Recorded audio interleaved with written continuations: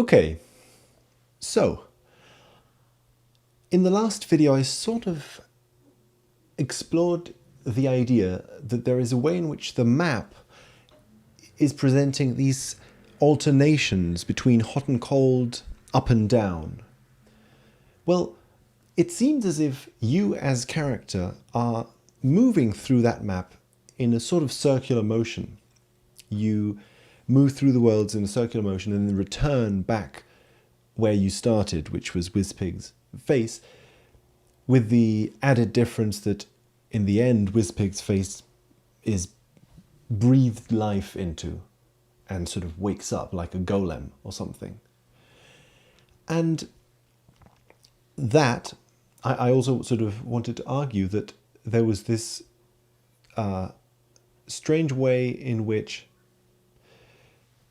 a theme of beaches or shore, the shore being the meeting point between the ocean and the land, was somehow present here. Well, I want to maybe explore that a little more. I feel as if the game itself may explain why it is slanted towards shores. That is to say, why the final sequence takes place on a beach instead of on a mountain, despite the world the game takes place in showing us many instances of mountains. Why does it choose to present the beach as the place of victory, the place of celebration? Well, first of all, maybe there is something about how the game itself takes place on an island, right? It's Timber's island. So the game itself is, in some sense, closer to the world of Sherbet Island, right? Sherbet Island and the shore that surrounds that area is more of a microcosm of the island itself, just in the fact that they're both islands, I suppose. So that, in some way, it seems as if the fact that the game ends there, then therefore sort of there is this bias towards the shore as the place that represents celebration, may have something to do with that. Anyway, let's look at some of the areas separately. I notice also that Sherbet Island is filled with race tracks that feature vessels, ships in some form or another, and that many of these ships are broken. They seem to be shipwrecked, abandoned, you know. Of course, from a game design point of view, this makes sense because they are merely decorative elements in the background, and they add a kind of spooky, mysterious feel to the courses because they have this feeling of ghost ships, pirate stories kind of thing, you know. But what they make me think is that, and here, of course, you know, understand, like, this is my kind of personal interpretation of this. It's just that it feels to me as if a broken ship, a shipwrecked ship, is a ship that hasn't found the shore correctly. And usually this happens because there is no lighthouse, or that could be a reason, right? So that Sherbet Island is filled with ships who, in some way, have not found a lighthouse to guide them to the shore.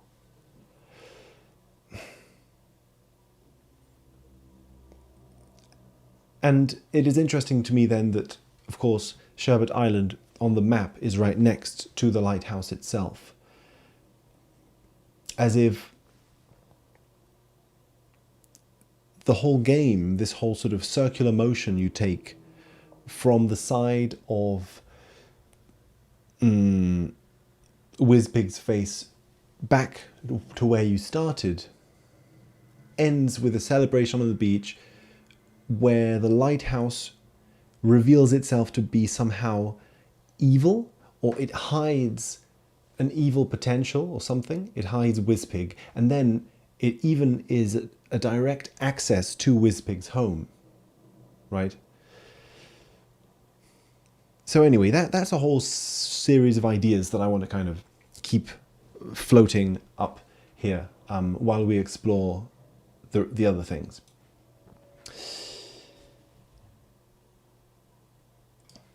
I could say then that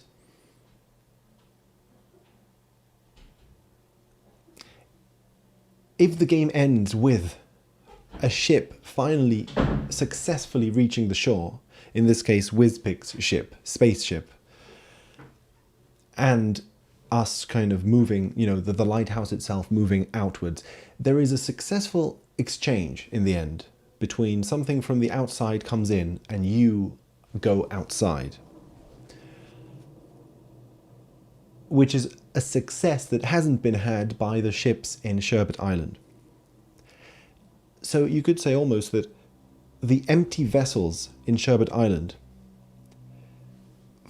as a symbol, the symbol of the empty, broken vessel, is brought back to life in the end. It successfully achieves its status as an unbroken ship. And I wonder if that could have some implication in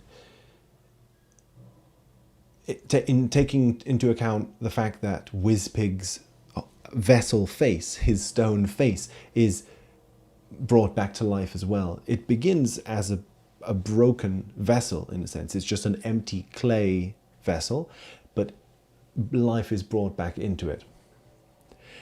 And itself is, in a sense, a doorway, a passageway between worlds. You enter into its mouth and enter, therefore, into its depths. You're swallowed by it. So it has a component of the shore to it. It's this kind of a transitionary zone between very different worlds.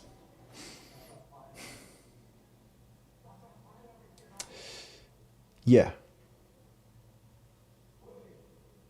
Okay. Well,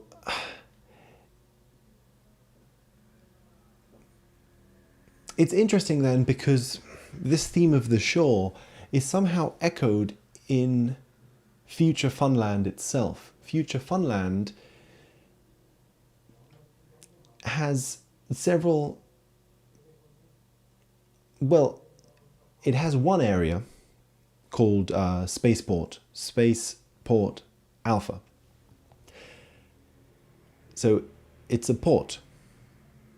You know, it's the space equivalent of a shore, of a harbour on water. It's a place where vessels can land or take off. And if I remember correctly, I think that even Dark Moon Caverns has some reference to the word alpha in it, as if also referencing the existence of Spaceport Alpha in it, so as to show that Spaceport Alpha is a big kind of institution or location on this planet. In fact, you could almost say that the 4 levels on Future Funland are sort of, 2 of them are fairly kind of barren, just sort of desert and dust kind of areas. Then Spaceport Alpha introduces a slight theme of technology. Or maybe, again, Dark Moon Caverns introduces a slight theme of technology, I think. A few little constructions here and there. It is intensified by Spaceport Alpha, and then fully realized in Star City. As if there is a transition from a completely untechnological world to a fully built up technological world. And the fact that this increase in the technology and let's say the human-like nature of this planet passes through a port, a place where vessels can come in and out, makes me think that this theme of contact between worlds is fairly kind of important to the way the game is playing out, at least. It's interesting, isn't it, how Space Dust Alley is decorated with palm trees and has this sort of warm colour palette, these sort of red sands. And, you know, palm trees in space, in this warm kind of red sand, I can't help but think of it as being tropical in some way. It evokes something warm and tropical and you know, palm trees and so on, which is pretty interesting because as I said, the port, the harbour on Timbers Island is a beach, right, surrounded by palm trees. Here it's almost as if we're just seeing a switched up version of that. It still is a beach in some way, but it's a beach that symbolizes itself through the lens of futurism or something, through the lens of science fiction, but it still is a human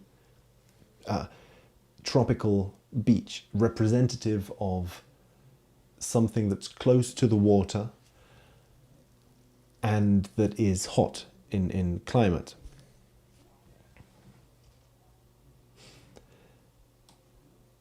So yeah, that's something I want to also sort of keep in mind here. And so, see, this is not the only thing that seems human about it, right? There are palm trees here, despite it being an alien planet. But that Star City itself, it is, of course, decorated with strange machinery, strange artifacts that are clearly science fiction. But like all science fiction, it is so human. It is, in a sense, a very kind of possible city. It's a city that you could imagine driving through. Like the essentials of it are not that different.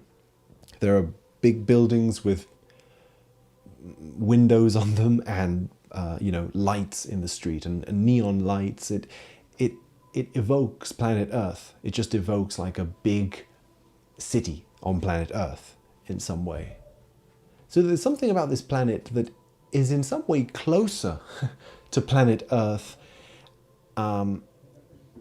as we know it than Timbers Island was. I mean, to begin with, future Funland is filled with electricity. Electricity is a constant theme. Wizpig seems to be in control of lightning, but also the levels themselves have a constantly recurring theme of just electricity as being almost a decorative element. And as I said, the way that the levels seem to progress from Space Dust Alley, which is just dust, to greater and greater levels of urbanization and technology, it is as if it is representing the spread of electricity throughout history in some way, right? Electricity plays a bigger and bigger role, and then Star City is like a full-blown usage of electricity. And what does it look like? It looks basically like any big city would have looked like back in the 90s and today. almost as if Future Funland doesn't really represent the future, but represents the present when the game was made. Future Funland to me seems to represent just the 90s or something. And then everything else in Timbers Island is a kind of a pristine Eden, Garden of Eden kind of paradise that is furthermore echoing the past through its usage of dinosaur imagery and so on. So it's funny, because there was this theme, I think, in the 90s, like in music videos and so on, of presenting, at least this is a read that I get the feeling has been made of the 90s, that is that music videos as one instance, one kind of cultural artifact from the 90s, represented the 90s themselves as being futuristic. I don't know if this is, an accurate portrayal or not, of what really was behind those kinds of music videos. But that's the impression I get, that there was something about the 90s that maybe because of, economic boom or something, that in specifically, obviously in countries where the economy was booming, I imagine, there was probably a sense that the future was now, that there was, that the present moment in the 90s was futuristic. Maybe I'm completely off with this, but that's a sense that I get. And I wonder if it doesn't play into a lot of the themes in these games where the future is represented as being something that already exists. Of course, maybe this happens with science fiction in all historical periods, that, futuristic imagery from the 50s is very close to a certain kind of upper class, middle class 50s aesthetic, already existing aesthetic. So it's not just a dream of what the future could look like. It's kind of a dream of what the present already is, if you are wealthy in some way, right? Anyway, so that's kind of a possibility here that I think is interesting. That Future Funland is just the present moment.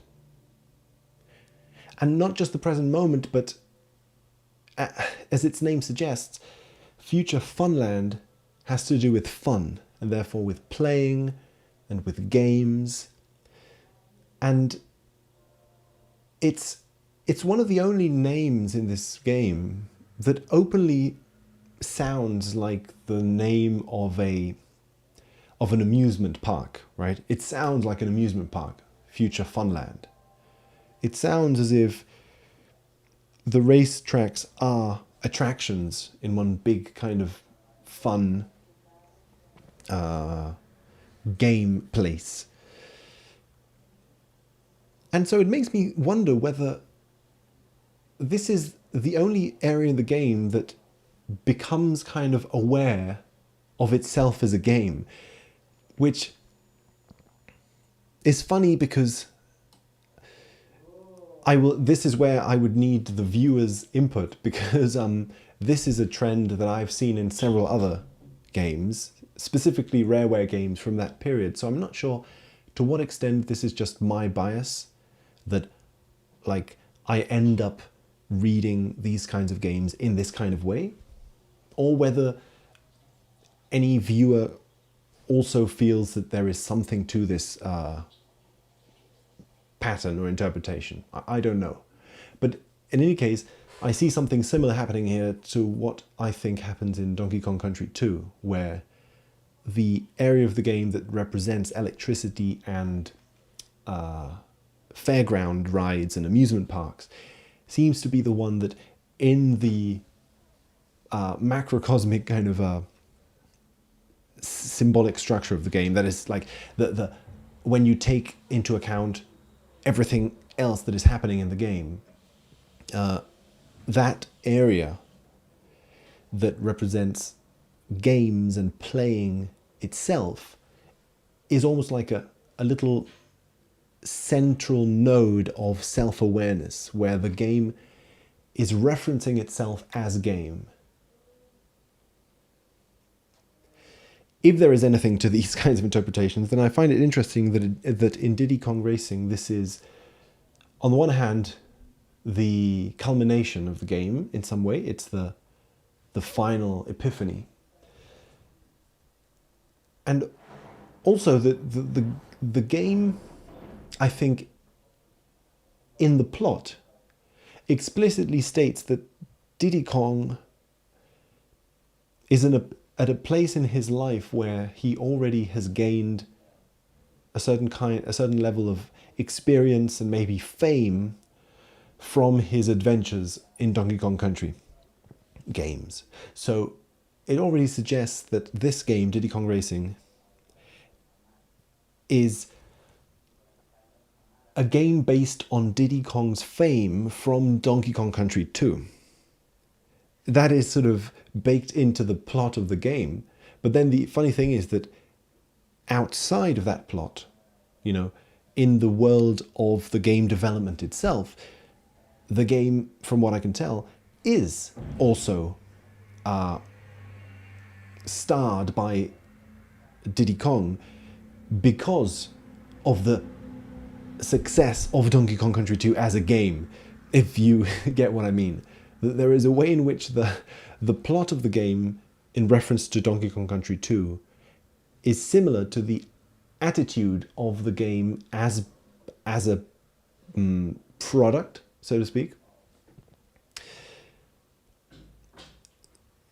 So that if Donkey Kong Country 2, again, an adventure where Diddy was encountering this archetype of the fairground, if that game is what is kind of propelling Diddy forward into this adventure, then it would make sense to me that this game would be kind of a